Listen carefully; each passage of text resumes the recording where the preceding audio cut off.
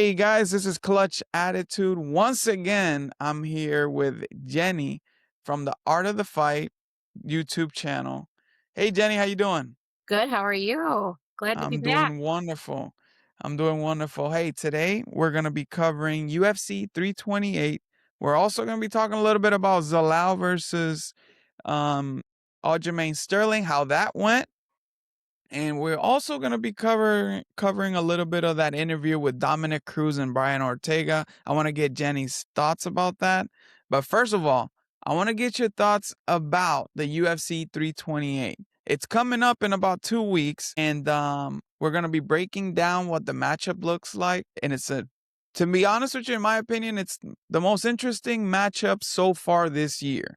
We got Strickland versus Chimaev, a heavy wrestler against a very smart, IQ driven striker. Can be boring at times, but I'm telling you right now, a lot of people are sleeping on this fight. Jenny, we were not able to get Jones, Pereira this year. We're not able to get Islam versus Really? Topuria this year, but we were able to get Chimaev versus Strickland. What are your first thoughts about that? I think it is smart by the UFC to give him that fight. Definitely people want to see it more than the other options. So I think it's an exciting fight. Strickland always brings a lot of attention to his fights. Chimaev obviously is a force and everyone's high on him. Not surprised, but the odds are pretty crazy. And even though I would pick Chimaev, I would bet on Strickland because the odds are just so lopsided that Strickland's tough to handle. He's not an easy style to figure out. So That's right. I would, if I'm not a betting woman, but if I was, I would bet on Strickland just because of the odds. Yeah, so last time that Strickland and Fluffy fought, I actually went with Strickland by KO. So I Good. made a He good was bag really out of that. in that fight. That was a pretty good matchup there. But hey, what's interesting about this fight is not just the actual fight, but the things behind it. We know these guys trained together. They were part of a gym. You know, they were members of the same gym, and all of a sudden, they got a bunch of uh a bunch of drama behind it, right? You got Chimaev saying that he would ragdoll Strickland and he would do it in the gym as well. And you got Strickland saying, "Hey buddy, that's not quite the truth." That's actually what the UFC wanted, right? They wanted to give the year a big pop with having these two fighters going at it, right? Yeah. I mean, I get history. They both like to talk smack, and Strickland always does. And it's a big card in Jersey. So I'm excited for it. I don't know how it's gonna go, to be honest. It could be boring, it could be insane, but I Strickland's last outing makes me a lot more confident in him. He really looked good, and I did not think he was gonna do that to Fluffy. So Especially against a wrestler like Fluffy. And we know put it on him. Chimaev is a wrestler as well. Bit more skilled than Fluffy, in my opinion. They both have very similar outputs as far as just being in your face, Frustrating. trying to get you down to the ground. But I think this is going to be a very interesting matchup. I think, let me see. I think this is going to be a decision. This is going to be a boring decision. Maybe we get a couple good moments. But hopefully it's not as boring as Chimaev versus Dricus Duplessis. I actually had DDP winning that fight. I thought he was gonna be able to stuff some takedowns and get it all the way to the fifth round and maybe finish Chimaev. And that could be in play with Strickland because he's gonna learn, hey, this dude is just gonna wanna get into the ground. Maybe I can satisfy his doing that in the first round, or maybe I can just fight him and just wear him down, and in the fifth round I can just go all for it. That could be a game plan for Strickland there, or he could just get down on the ground and just win some scrambles. That could happen too. Yeah, I was just saying to my husband that it does have the potential to be a really boring fight. I hope that's not the case. Strickland, he he breaks the rules and it works for him. So we'll see if he can give his style can give Hamzat a little trouble. I'm hoping so. I'm hoping he can keep his standing a little longer. Of course. And when you think about cardio, with the cardio, who do you give the edge to in that aspect? I have no idea. What do you Because think? Chimaev looked pretty good last time around with his cardio against DDP. But Strickland is a cardio machine. I mean, and the Yeah, type of cardio that Strickland has is that type of is that sparring cardio, right? If I'm not yeah, mistaken, he goes all into sparring. He probably spars the most out of all these UFC middleweights, in my opinion. And then you got Chimaev, who didn't show us good cardio early in his career. yeah. So I We'll see if if he comes into the fight healthy. Strickland is harder to take down than people think, and I mean, obviously, Chimaev is tough, and DDP handled Strickland pretty handily, I would say. So hopefully, I'm curious what his game plan is going to be. How about that, Strickland? I And am he has the curious too. potential to give him some trouble. I'm also curious about that game plan, but I think the point, the jab, all that might work up until one point when he starts to doubt, hey, is he gonna shoot now? Is he gonna keep striking me? I don't know. It's just a lot of bad blood. I don't know what's gonna happen on this one. I really don't know. I'm interested in knowing what the game plan is, but also if there's a if there's a plan B, a plan C. Hey, And I don't know if he's the type that follows game plan either. So I don't know. exactly. I don't really think that he follows game plans. Chimaev can just frustrate him to the point that he's like, "Hey man, let's throw everything out. Let me just go out and see if I can win some of these scrambles." Some hmm of that can happen. But this is a stacked card. We also have Joshua Van versus Tatsuro Taira. And that's very interesting. I've seen all over the internet, even the contender is actually it's the favorite in this fight. Yeah. Tatsuro Taira is a favorite on this fight. But I don't agree with that, Jenny. I think Joshua Van is gonna be able to stuff these takedowns, maybe keep the fight on the feet. And I think I can see Joshua Van beating Tatsuro Taira. What do you think? I do. I would pick him. I was watching some tape on Tyra last night, and I think, is more well-rounded than Josh Van, more Yeah. cerebral than him. Like, Josh Van does not fight like he wants to have a long career. He's definitely a sharp boxer, but he has no problem eating punches, and he will eat. I don't think Tyra is like explosive enough or pressures enough to get past like his power and his sharp boxing. So I would pick Van in this fight, even though I do respect Tyra and I think he is probably more skilled all around, but it's hard to overcome. Van is just a force, I would say. Yeah, in my opinion, Tyra is probably one of the most gifted fighter in that division. Yeah. I mean, he can strike.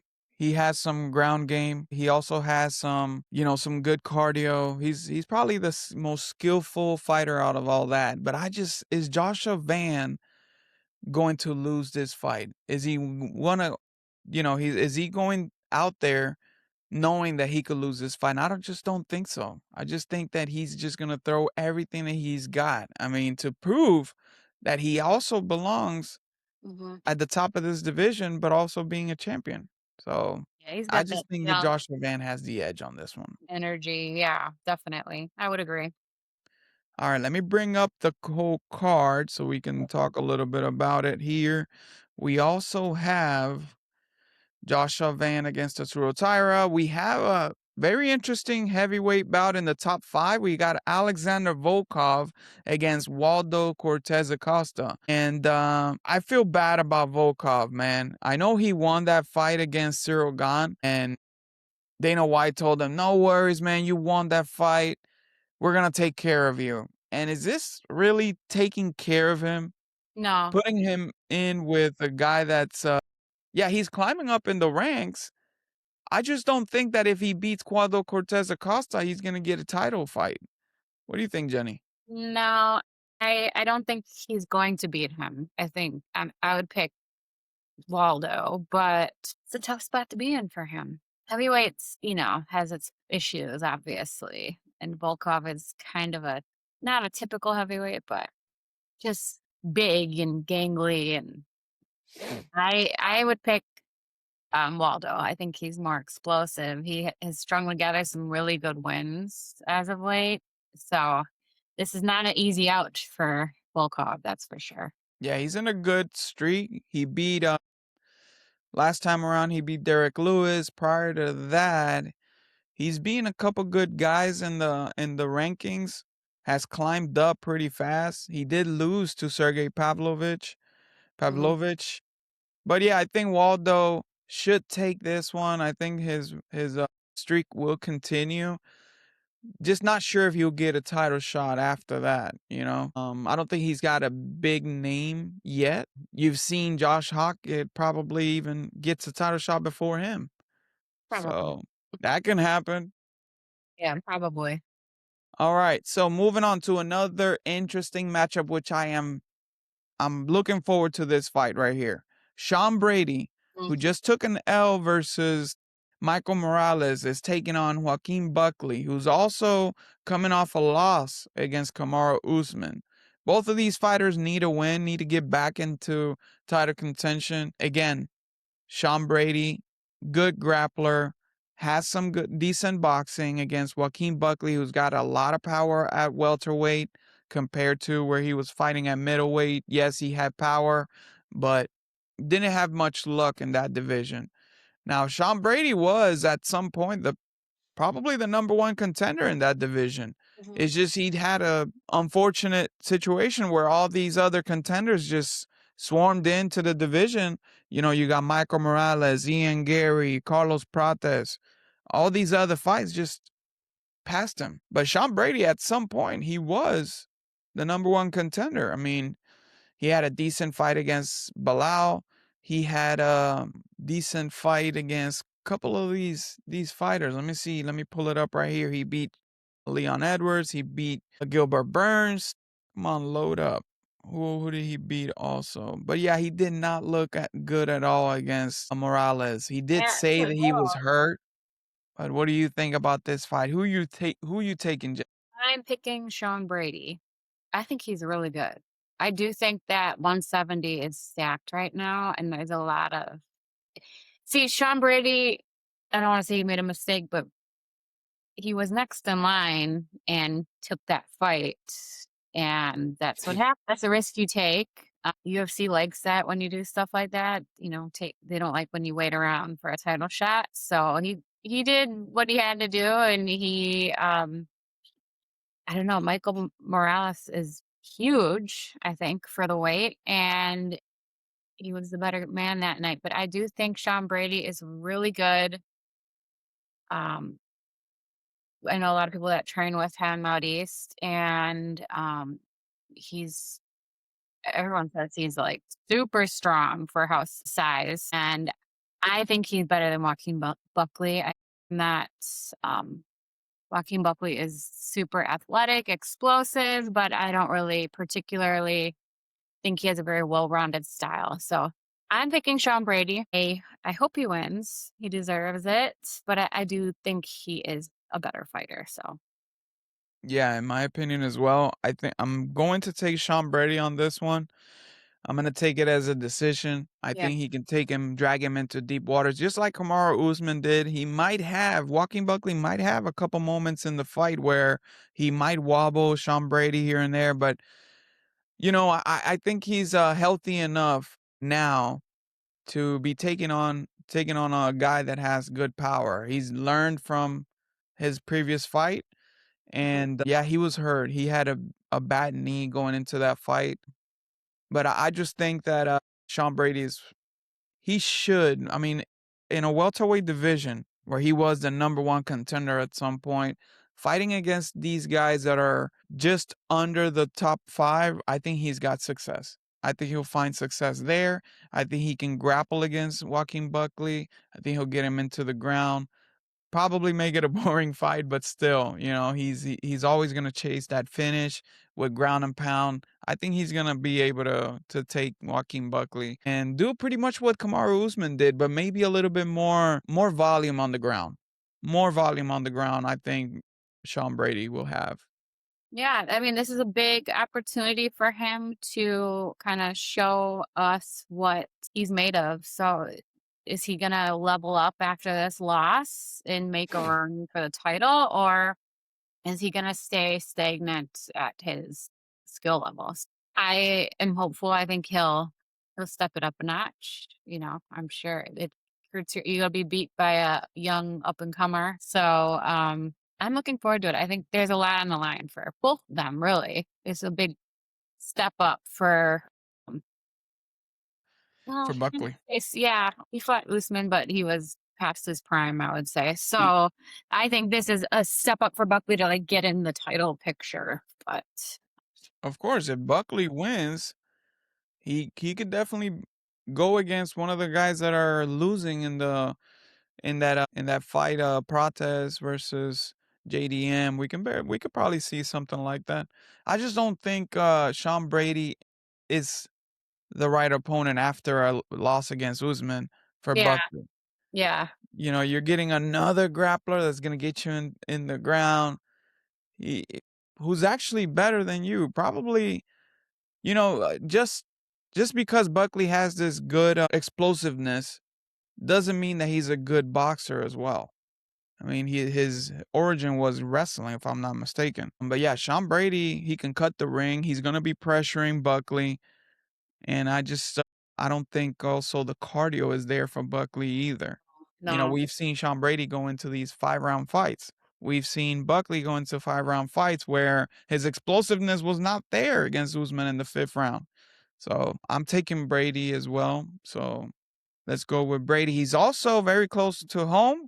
He's from Yeah. Oh, Philly. He's crowd. fighting in Jersey. Buckley is not close at all from St. Louis, so Everyone in here knows Sean, so I'm um going to go with Sean on that one. the crowd will definitely be with him. All right, so next up, the opener for the main card, Bobby King Green against Jeremy Stevens, who is back in the UFC after a stint in, where was he? He was at BKFC.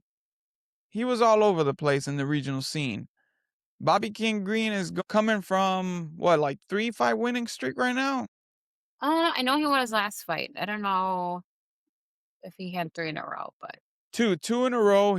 He beat Lance Gibson Jr. in a split decision. A lot of people saw it as split. I saw that King Green beat all 3 rounds, but hey, split decision. And then he knocked out Daniel Zellhuber, Mhm. and now he's taking a fight against Jeremy Stevens. What do you think about this fight for Bobby King Green? I think it's a fun match. It's the old heads fighting, a good matchmaking.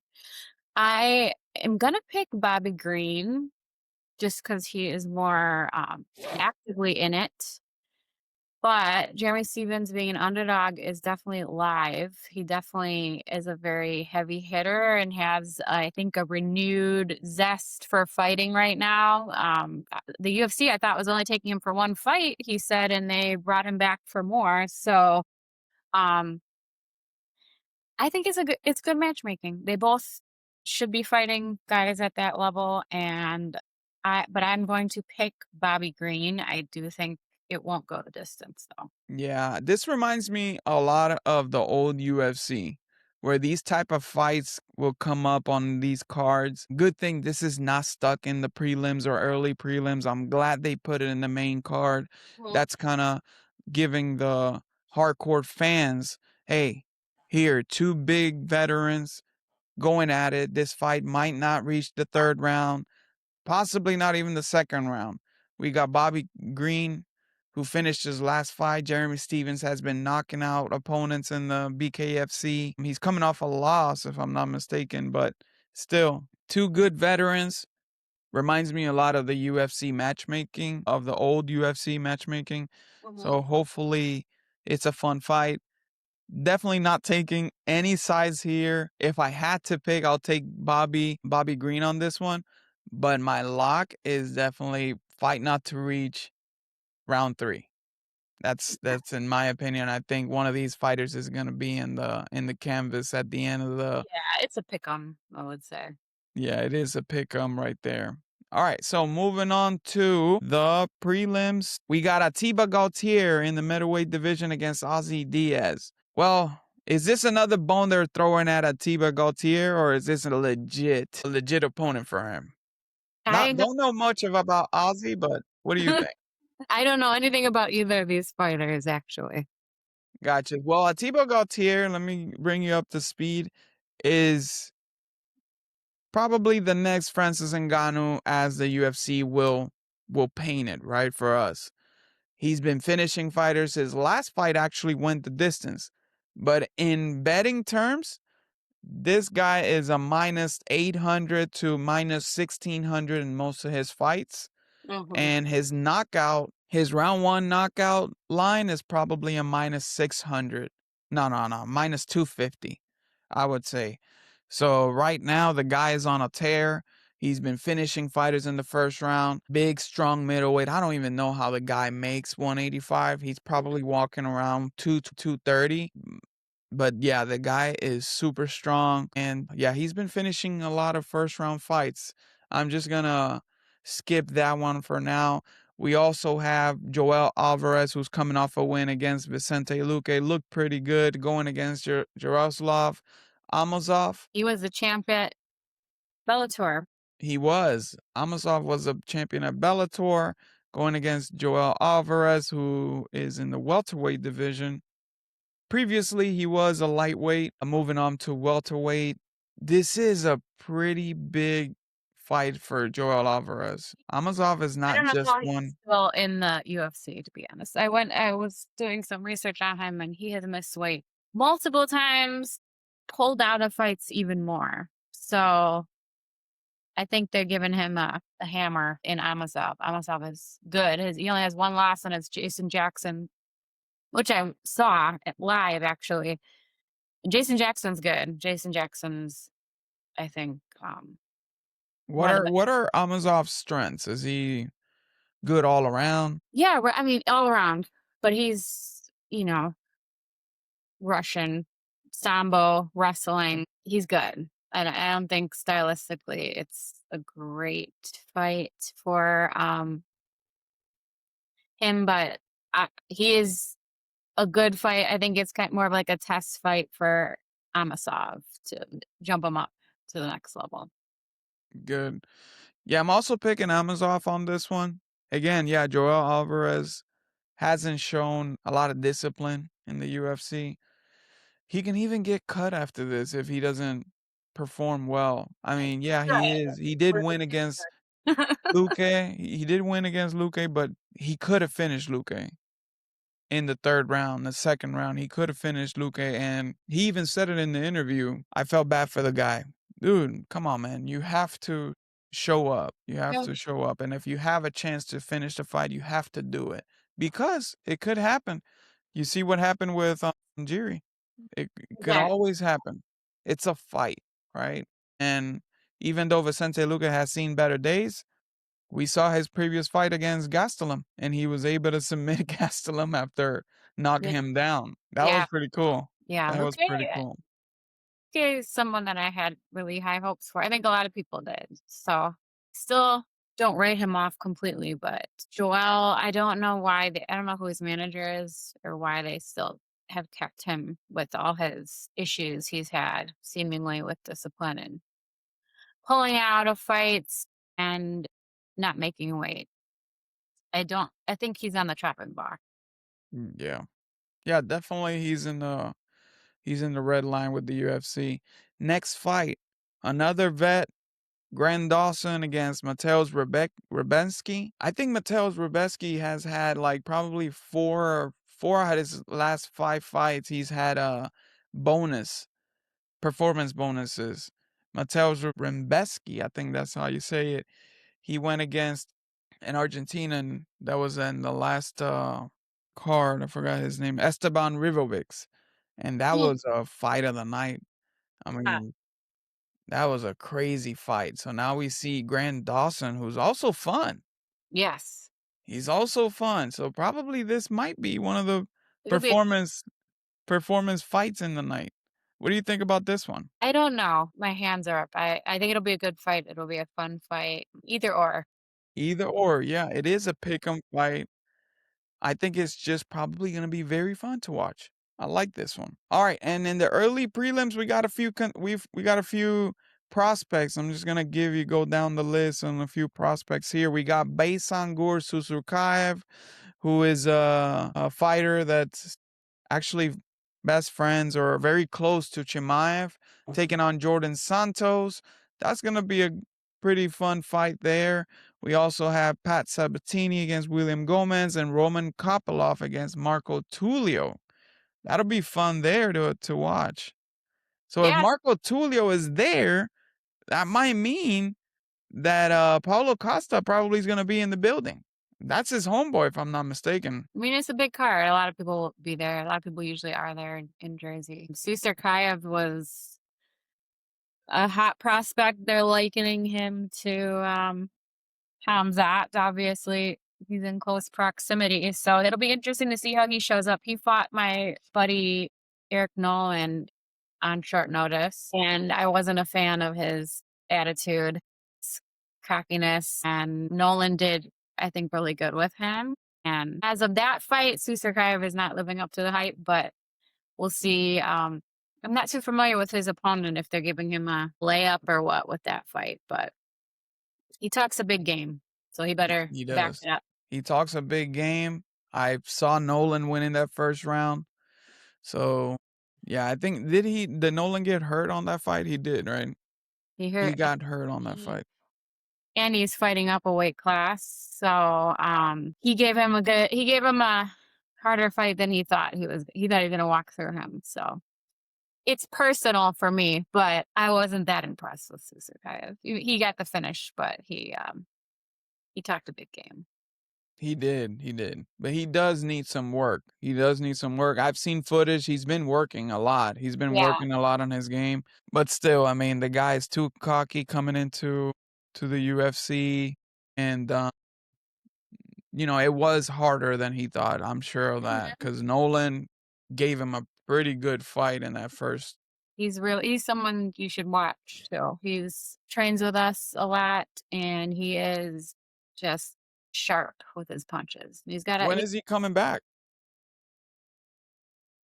I don't know if he was scheduled. Let me look it up.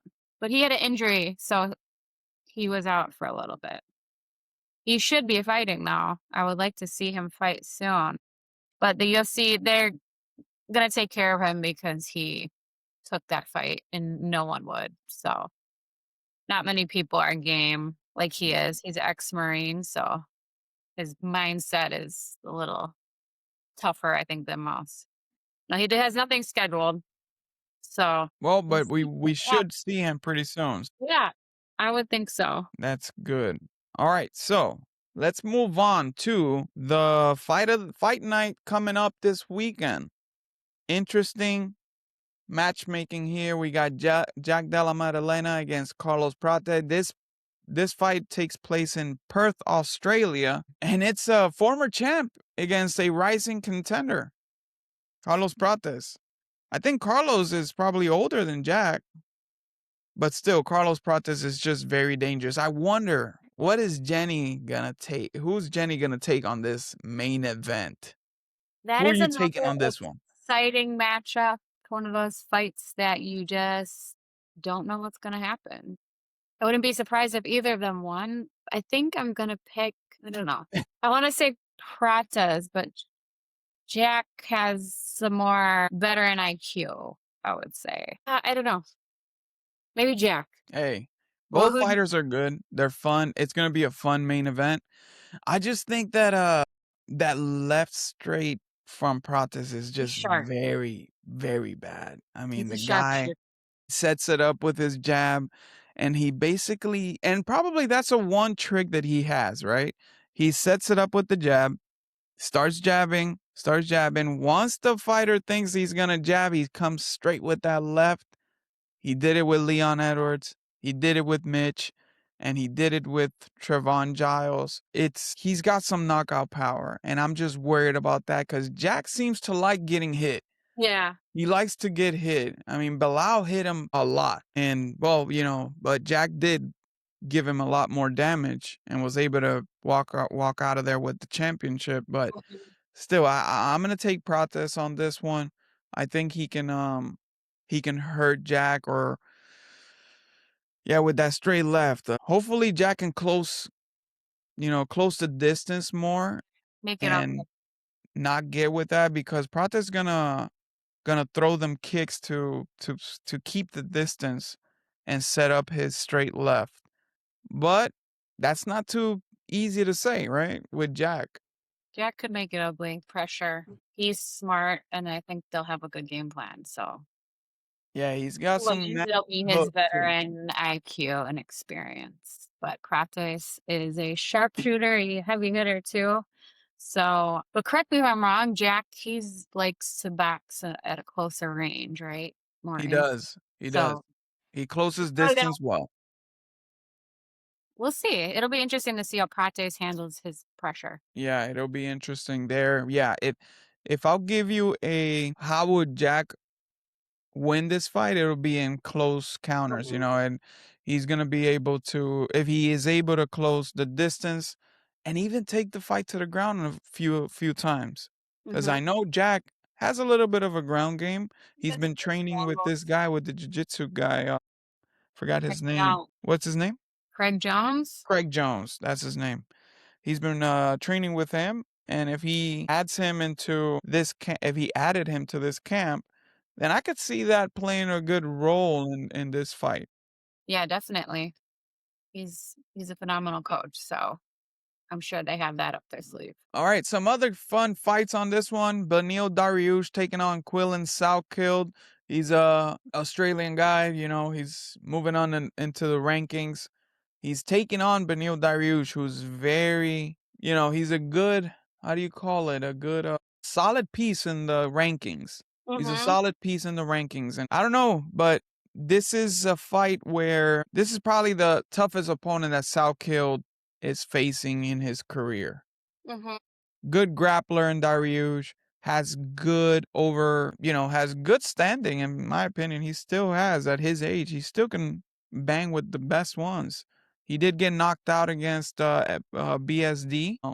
Yeah. But still, I think this is probably Quillen's toughest toughest opposition in the UFC so far. But he is a big favorite at -450. What do you think about that one? But Neil, I thought was retiring. Maybe I just was wishful thinking. He's very good, obviously. He's up there. It's just a tough division. And I think he's on the downslope of his career. So this is like a typical UFC move to put him up against someone young and tough. And if he holds his ground, like a lot of the lightweights have, Dustin beat BSD. Daniil couldn't, but I always root for the older guys, but I do think that he's reaching the end, and if he loses this, I think he should be done, you know. Yeah, it's But sort of like a fight to put Southfield over. So hopefully it's a fun fight.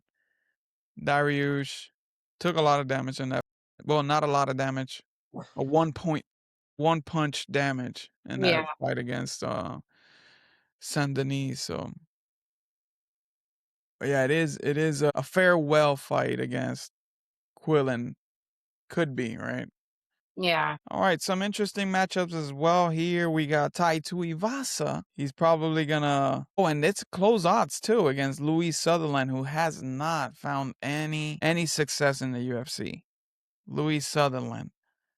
so Prior to that, he was pretty good, they want a home win for him. but yeah, they won a home win there. We also have Brando Perisic against Shamil Gaziev. Tim Elliott is back against Steve Erceg. Tim Elliott looked pretty good against Kaya Sakura. Tim's tough. Tim doesn't get enough credit. He's been around forever. This whole card is like made up of people that I thought were retiring or retire. But Tim Elliott, he deserves credit. He's not an easy out for anyone. I know, right? GM3 is back here That's against Jacob Malkoon. Jacob Malkoon is at a minus 1100 on this one, Jenny.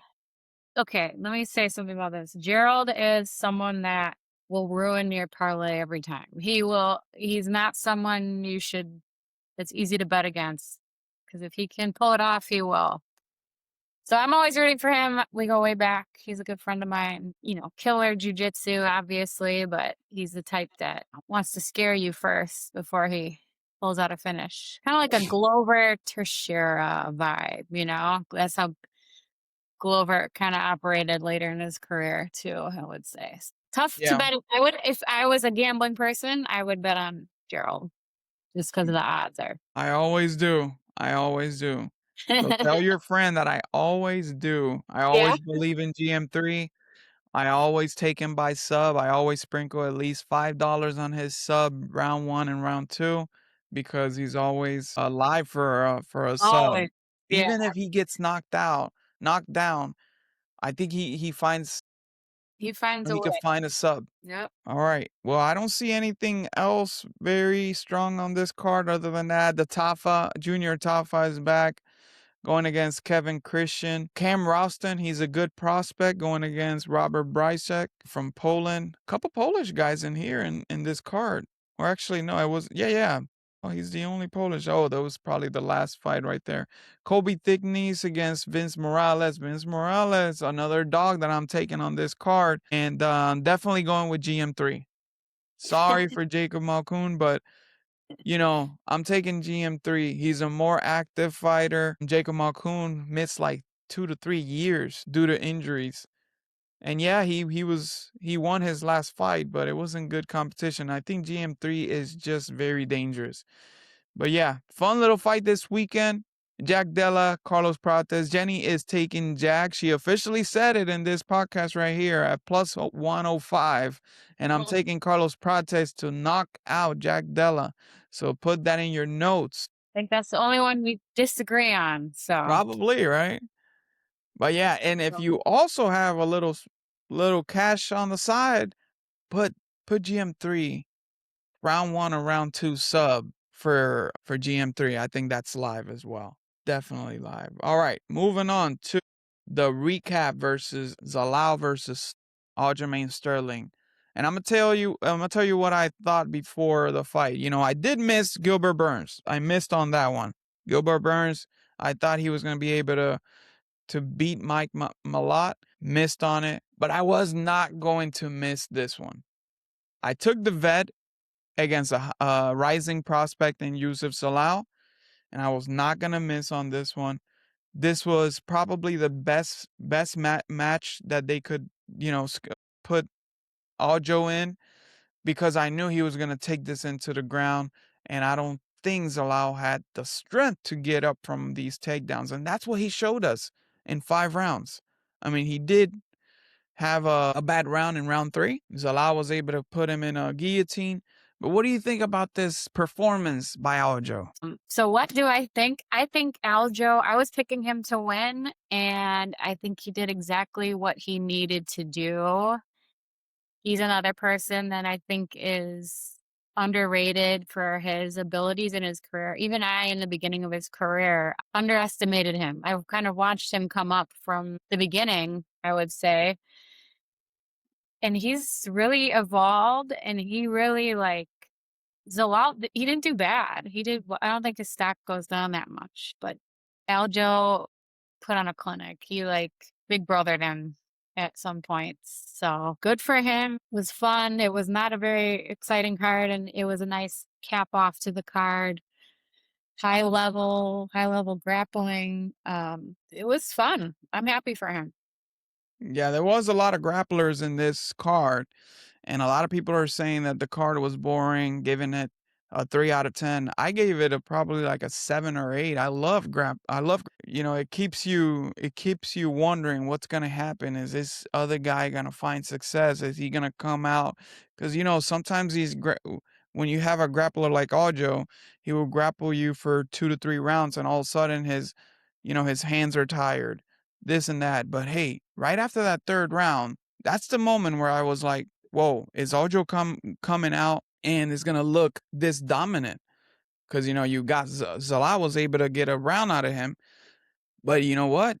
Aljo kept coming forward, closing distance, and also preventing Zalal to circle him with the leg kicks. So he kept him in front of him, The and then beat he took him down. That's a sweet. vet move right there, right? When you stop the guy from circling you and he's a striker, that was a vet move.